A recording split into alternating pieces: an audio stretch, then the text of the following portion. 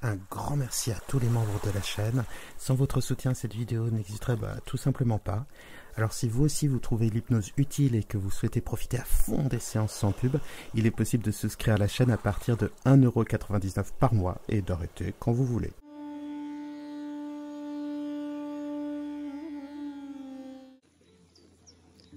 Alors, comme vous le voyez, je suis pas vraiment dans mon studio habituel, là où je tourne les vidéos. Mais j'avais envie de partager avec vous. Je suis en vacances, oui, bon, voilà, je suis en vacances. Je pense que vous pouvez voir à quel point la Bretagne est belle. J'en profite, je partage. C'est un endroit magnifique, la Roche-Jagu, si vous ne connaissez pas. Et c'est pas pour ça que je fais de vidéo, c'est simplement pour partager avec vous une vidéo que j'ai faite il y a pas mal de temps pour les membres de la chaîne, parce que si vous soutenez la chaîne, en fait, je fais chaque mois deux hypnoses inédites. Une en direct, il y a une visio avant, c'est sympa, et puis une aussi pour les membres qu'on peut télécharger. Enfin, c'est plutôt cool. J'avais envie de le partager avec vous parce que c'est une ancienne vidéo et qu'elle est inédite et qu'elle est vraiment très chouette. Et puis aussi, je voulais en profiter pour vous annoncer, dans un endroit qui n'évoque pas du tout le travail, que en septembre va sortir mon nouveau livre. Je recommence. En septembre va sortir mon nouveau livre, Travailler sur soi, ça s'apprend, avec une trentaine d'hypnoses qui traitent de plein de sujets, le stress, le sommeil, la confiance en soi, la douleur, l'énergie, enfin tout. Je vous laisse le découvrir. Il sera à 8,50 €. Vous pourrez télécharger toutes les séances, beaucoup plus accessible que sa version grand format de l'année dernière. Et puis, j'espère que vous serez nombreux à le précommander parce que ça donne un gros coup de pouce sur Amazon au livre. Et je serai heureux de pouvoir le partager avec vous. Voilà. Et puis je vous souhaite, si vous êtes en congé, de bonnes vacances. Et si cette vidéo tombe à un moment qui n'a aucun rapport avec les vacances, je vous souhaite de bonnes non-vacances. Voilà. Bonne hypnose, dormez bien. Aujourd'hui, on va partir faire un voyage mental. Voyager dans un autre monde, dans un autre temps. Se retrouver dans un jardin japonais, car lorsqu'on a la chance d'être dans un jardin japonais, le temps passe différemment et on connaît vraiment cette sensation d'un ailleurs. Alors, bien sûr, de la même manière que l'entrée en transe dans l'état hypnotique va se faire progressivement, eh bien, ce jardin japonais, la paix qui en émane, l'ordre, la beauté, la pureté aussi, vont s'emparer de vous progressivement et vous emmener vers un état de détente, un état profond qui vous préparera au sommeil. Comme d'habitude, il n'y a pas d'effort à faire, seulement à se laisser porter. Et le voyage que vous ferez en écoutant cette séance tous les soirs, ou en la réécoutant tout simplement, pourra varier d'une fois à l'autre et être tout aussi inépuisable que la créativité de votre esprit, que la créativité de vos rêves. 5. Vous entendez les bruits autour de vous. Ma voix, bien sûr, qui va se préciser en vous pour vous guider, ou plutôt pour vous accompagner pas à pas, déambuler, rêver dans ce jardin, en observer les perspectives, l'économie, la pureté, la douceur. Et cette voix sera de plus en plus précise donc, de la même manière que déjà en vous se précise cet état d'intériorisation si typique de la transe, qui se traduit au départ par ces choses si simples. Une respiration un peu plus lente, tout simplement parce que vous avez accepté de vous poser, de vous laisser porter par la voix, de vous laisser presque bercer peut-être, et c'est très bien comme ça. Et puis ce sont les sensations du corps, car ce voyage au départ, cette balade, va de l'extérieur vers l'intérieur. C'est pour ça que les sensations du corps deviennent plus précises là où l'attention se pose un peu comme un papillon. Si l'attention se pose sur le contact de l'air, contre le visage par exemple, ou contre les mains, alors les sensations deviendront plus fines, plus douces, plus agréables, plus vivantes. Et parce que nos états émotionnels, nos ressentis, même notre perception de ce que l'on pourra appeler des atmosphères, tout cela est très lié à la respiration. Alors, pour donner un élan de douceur et de calme, prenez 2 inspirations profondes, comme cela, et laissez votre respiration s'approfondir toute seule. Et pendant que les pensées s'accrochent et se décrochent, s'accrochent et se décrochent, pendant que les pensées se forment, se déforment, forment d'autres formes, dans cette extraordinaire mutabilité de la pensée et des émotions,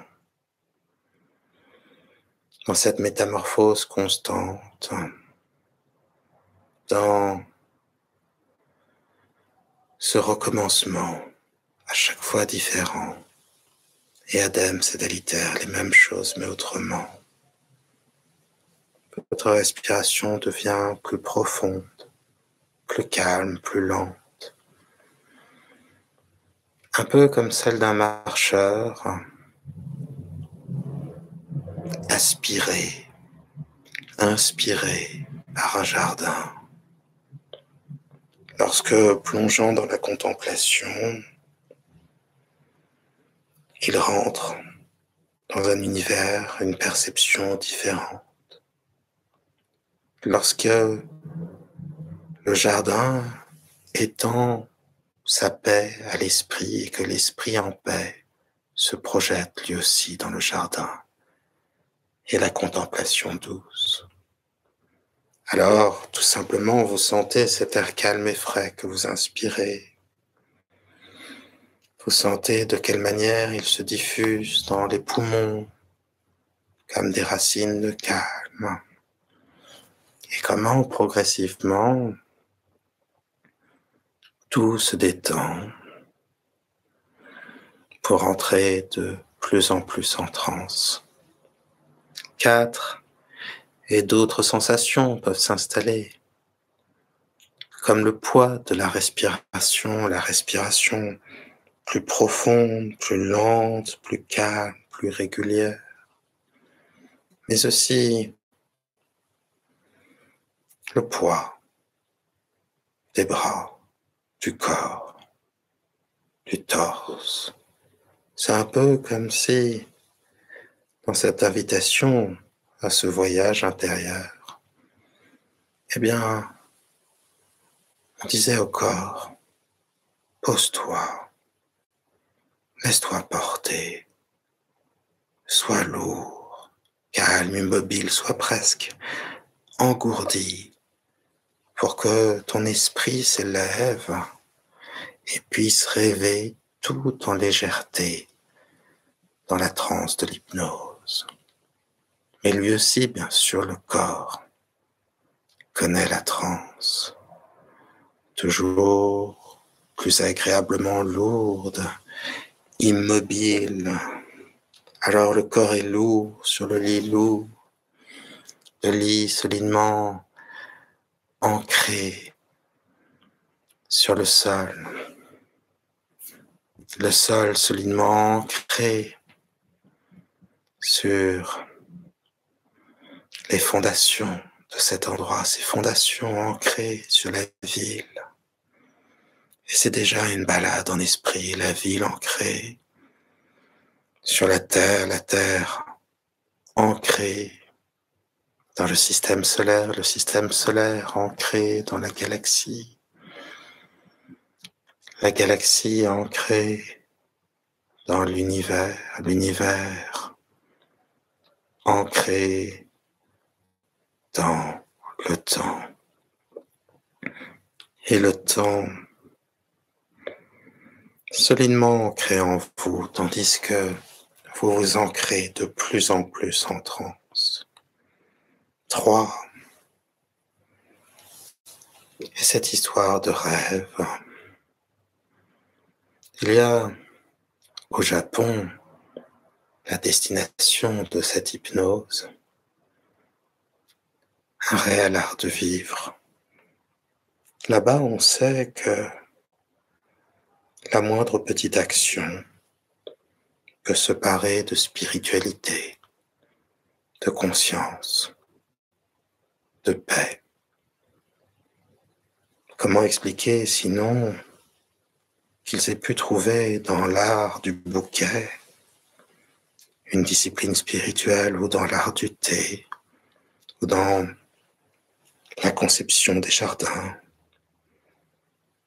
Mais si on a la chance de voyager là-bas, on se rend compte que, sans être forcément théorisé par les Japonais, ce savoir-être, au travers du savoir-vivre, de l'art de vivre, se traduit dans tous les actes du quotidien, dans le souci de bien faire son travail, dans le respect porté aux autres, dans les arts martiaux aussi, bien sûr, le karaté, pas seulement, dans la présence aussi de la spiritualité un peu partout, les temples shintoïstes, bouddhistes. Oui, l'esprit est partout.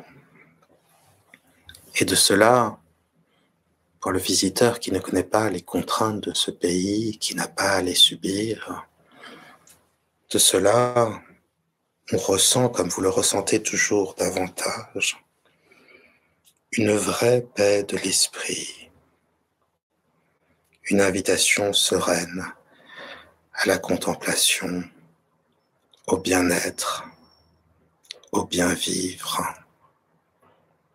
Alors, pendant que les pensées s'accrochent et se décrochent et que déjà commence en rêve ce qui se traduit dans les pensées conscientes, inconscientes, préconscientes, dans leur manière de se conjuguer, de se dire, de se voir, de se ressentir aussi, comme finalement une sorte d'évidence, comme le message enfin perçu de l'inconscient, du secret désir, qui pourtant n'est pas si secret si l'on pense à sa manière de se traduire dans nos pensées, nos actes, nos émotions. C'est une oreille que l'on doit travailler. Et la manière de travailler cette oreille, de la rendre réceptive au message de l'inconscient, c'est l'hypnose qui le permet. Vous entrez de plus en plus en transe. 2. Alors que vos pensées s'accrochent et se décrochent, s'accrochent et se décrochent, alors que faire, se faire n'être rien d'autre que ce que l'on s'est fait. 1. Il est temps, les yeux fermés, d'entrer de plein pied dans l'hypnose et de marcher toujours plus avant, sans presser son pas ni le ralentir, vers un état hypnotique plus profond.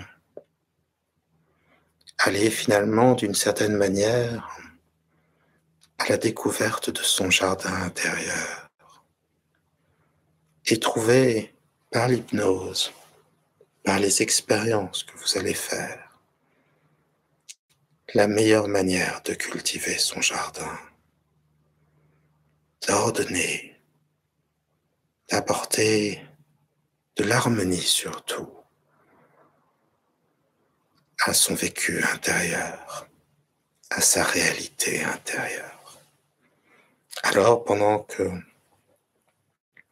marche pas à pas et progresse, parfois de concert, parfois l'un derrière l'autre.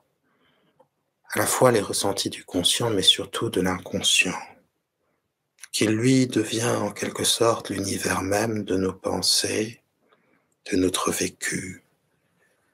Vous marchez de plus en plus sur les terres de l'inconscient, dans le royaume si beau, si fécond de l'imaginaire.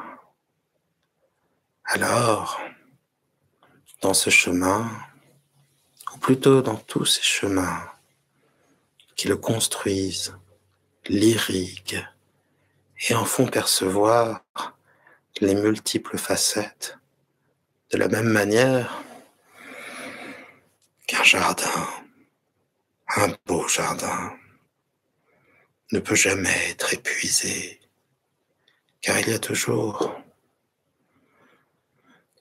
un angle, une vue, un temps que l'on n'a pas perçu, une atmosphère, ou bien une manière de marier sa propre météo intérieure avec la beauté d'un endroit, la beauté d'un jardin. Et j'aimerais que votre esprit inconscient commence à bâtir pour vous un très beau jardin, un jardin japonais. Bien sûr, votre inconscient connaît déjà ces jardins. Il s'est nourri des images, des sensations, des ressentis. Et en lui, un peu comme une sorte d'archétype, existe cette image devenue presque universelle, celle de la beauté d'un jardin japonais. Alors, on ne sait jamais quelles sensations naîtront en premier. Peut-être des images, l'image de l'eau toujours présente qui coule dans les jardins japonais. Peut-être des couleurs, le vert des mousses qu'on utilise parfois pour recouvrir le sol, le vert des arbres, et cette taille assez extraordinaire qu'on appelle la taille en nuages, et qui ressemble vraiment à des nuages, des arbres, devenus finalement des éléments de la nature, et l'expression esthétique et parfaite de la volonté d'un jardinier. Ce sont peut-être les sons qui vous toucheront en premier. Le bruit clair, presque comme un rire d'enfant, celui de l'eau qui coule, de l'eau qui court, rapide comme du vif argent. Peut-être les bruits des oiseaux qui trouvent dans ce jardin le plus merveilleux et le plus harmonieux des refuges. Ce sont peut-être les sensations. Déjà, cette sensation de paix intérieure, de contemplation, de tranquillité qui se développe. Ou bien la sensation des pas. Vous savez, quand on entre dans un jardin japonais, on ne court pas, on marche lentement, avec ce pas régulier et aussi ce silence en soi, ce silence d'émotions et ce silence des mots que l'on peut ressentir également en entrant dans un temple, quel qu'il soit, une église ou un de ces temples shinto avec ses grands portiques rouges. Instinctivement en nous, quelque chose se tait pour écouter et laisser ce silence nous gagner se fait d'une manière toute simple, instinctive, spontanée. La respiration devient plus lente, comme pour devenir inaudible. Les pas, disais-je, deviennent plus réguliers. Et si on entend encore le petit tap, tap sur le chemin, il est si régulier qu'on finit par l'oublier ou qu'on se laisse simplement inconsciemment porter par sa régularité, sa douceur. Alors tous les sens s'éveillent. On se met à percevoir le vent et on le perçoit au travers presque de tous ses sens. On entend le vent qui se faufile dans les branches. On voit le vent qui crée des ridules à la surface de l'eau. On sent sa caresse sur le visage, toujours différente, toujours subtile. Et on le sent en soi, à mesure qu'on l'inspire. Le vent devient nôtre, et c'est comme si ce vent chassait les inquiétudes et apportait aussi à l'enchantement des yeux, à l'enchantement des oreilles, aussi un enchantement d'odeur. Ici, tout est subtil. Ici, dans une harmonie parfaite,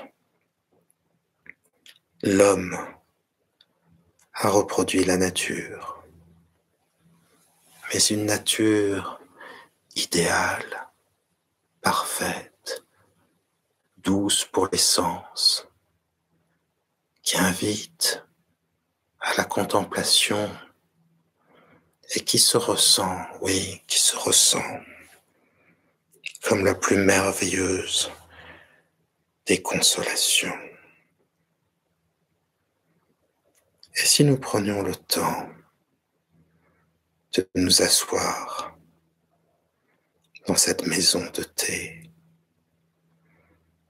à l'extérieur de la maison principale, aux murs en papier, faite de bois, une maison faite de nature quand on y pense, au milieu de cette nature recréée, idéalisée, et pourtant si profondément humaine. Alors oui, même le cœur le plus endurci à la religion, même le cœur le plus athée, se met à rêver de quelque chose de supérieur, de beau et d'harmonieux, un sens. Et s'il ne s'appelle pas le grand horloger, alors peut-être est-ce un grand jardinier. Mais bien sûr, ces pensées pourront être chassées ensuite. Et on ne retiendra de cela qu'une expérience profondément esthétique, totale, tant le corps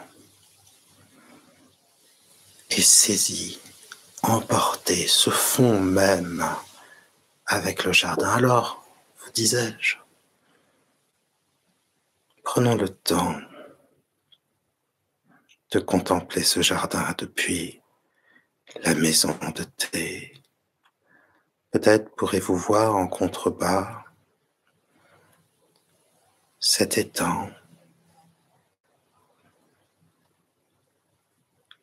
les érables, qui sont la structure, l'ossature du jardin, et qui donnent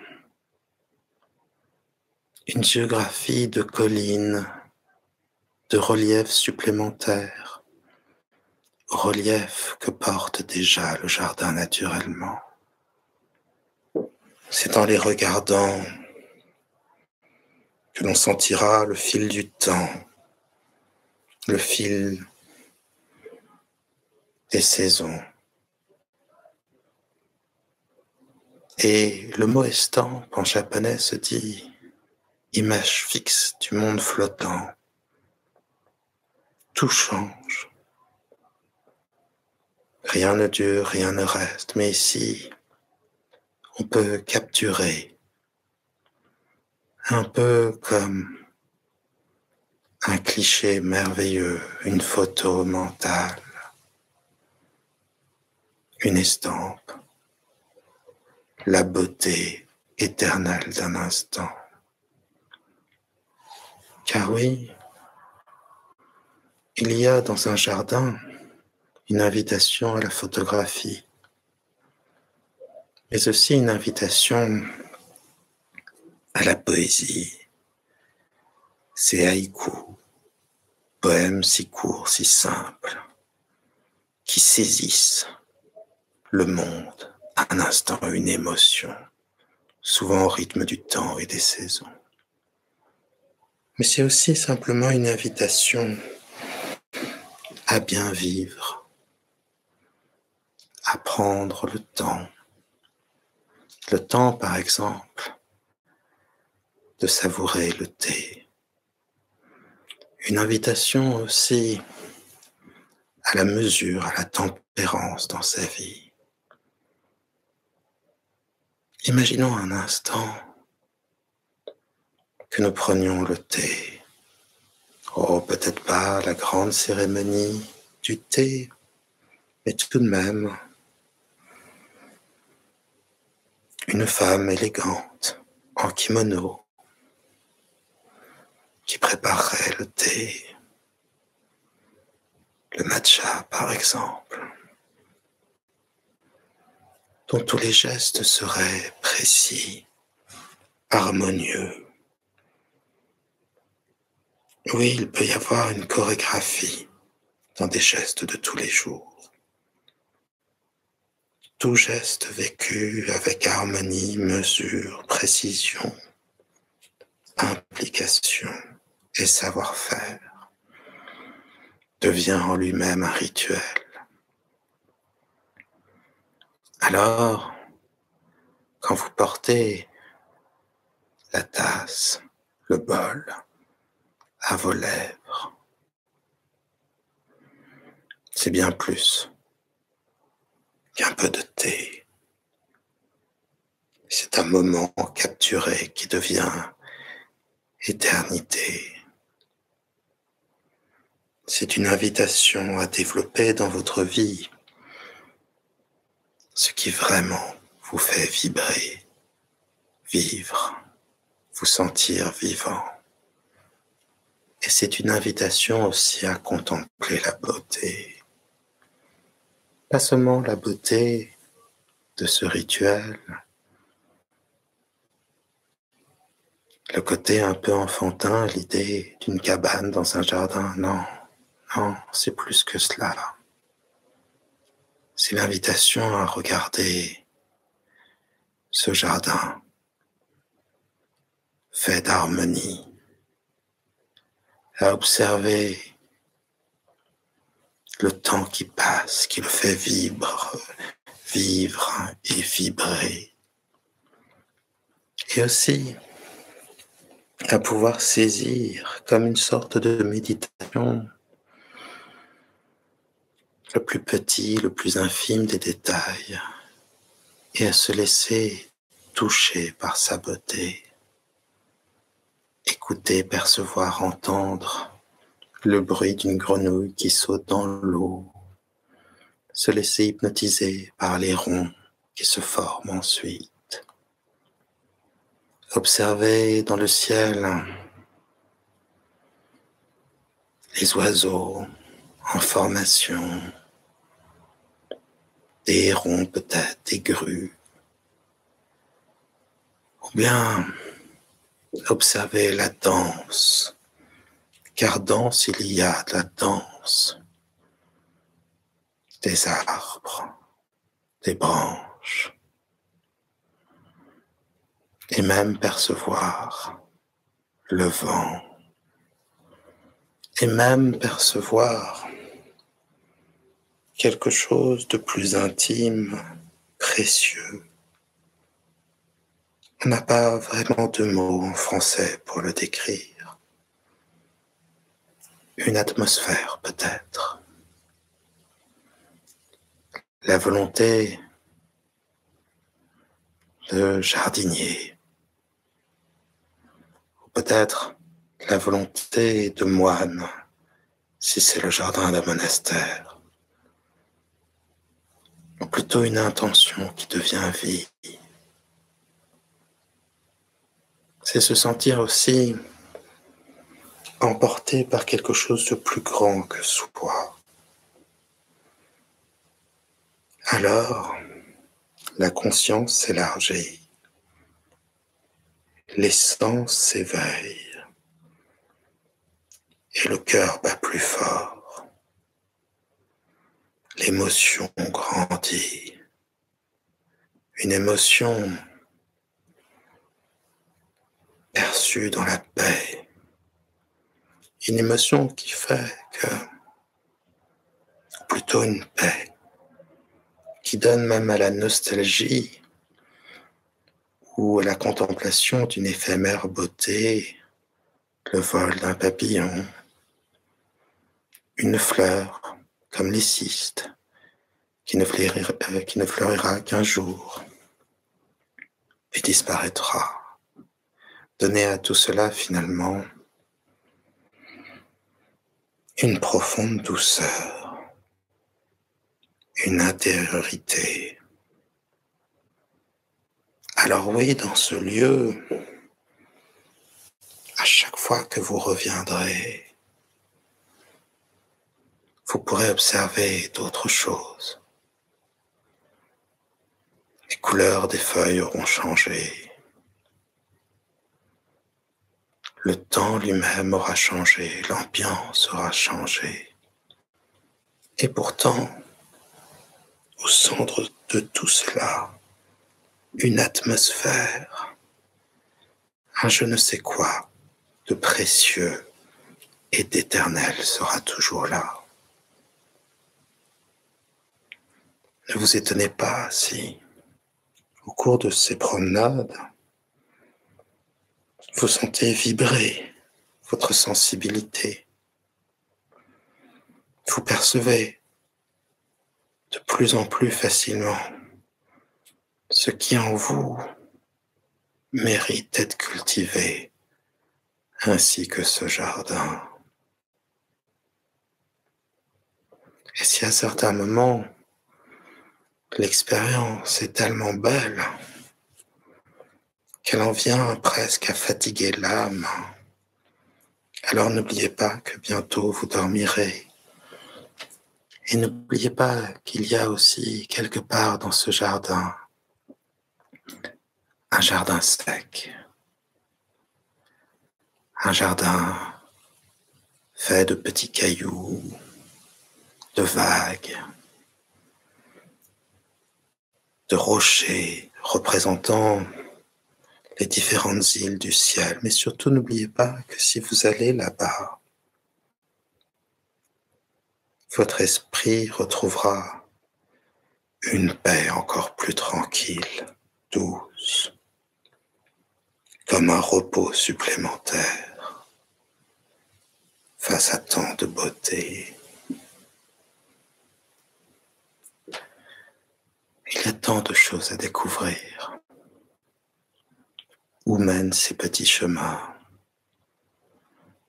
Jusqu'où grament-ils? Allez-vous découvrir un temple caché? Des fontaines, peut-être? Allez-vous vous perdre dans ce jardin pour vous retrouver? Et aurez-vous le plaisir des rencontres? La rencontre avec vous-même, la rencontre peut-être avec des moines, ou la rencontre avec un animal, un hérisson, ou un de ces chiens sauvages qu'on appelle les tenki. Qu'allez-vous découvrir? Aurez-vous le plaisir d'observer une cérémonie? La cérémonie du thé, comme tout à l'heure, ou observer l'art du bouquet, ou observer les jardiniers en train de parfaire la perfection. Ou bien observerez-vous un jeune couple heureux, prenant dans ce jardin les photos de son mariage, rêvant à leur avenir. Ou bien verrez-vous des enfants qui, de leur rire, comme des sons de clochettes, apporteront un vent de fraîcheur, de joie et d'innocence à ce lieu si pur. À partir de maintenant, c'est votre inconscient qui va vous faire vivre la suite de cette expérience, la remplir de ce qui est nécessaire en ce moment pour vous, et peut-être de ce qui est toujours nécessaire pour vous.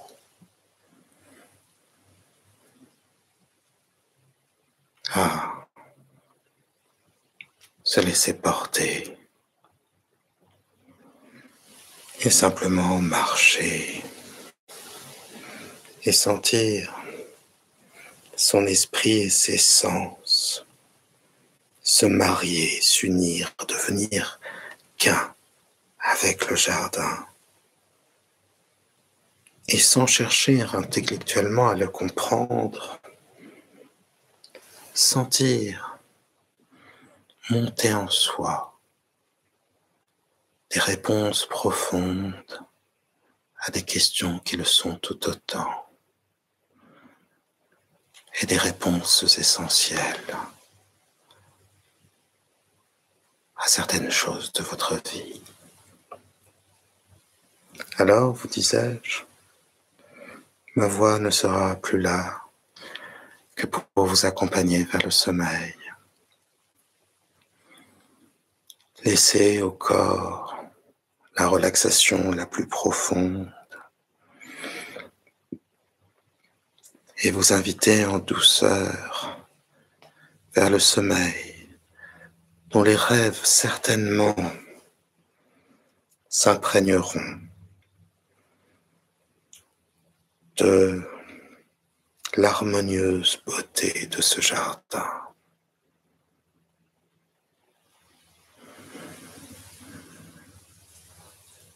Et le silence, bien sûr,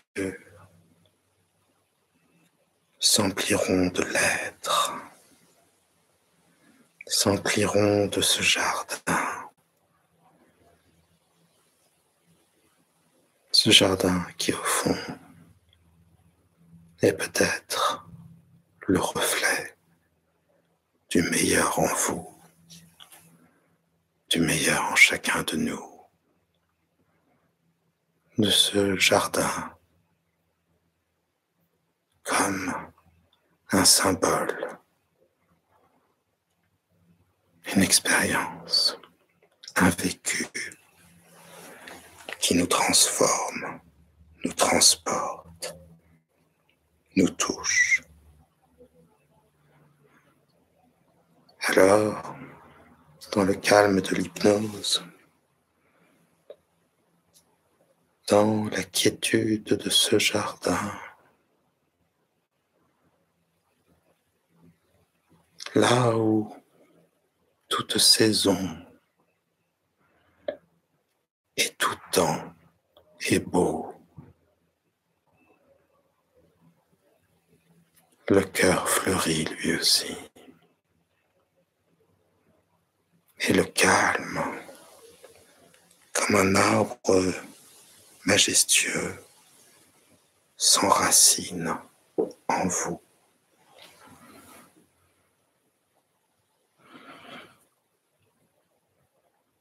Se laisser porter, marcher sans plus réfléchir, fermer les yeux presque dans le rêve et s'endormir d'abord à une partie de soi-même, le conscient. S'endormir donc du sommeil de l'hypnose pour ensuite s'endormir tout à fait du sommeil de la nuit.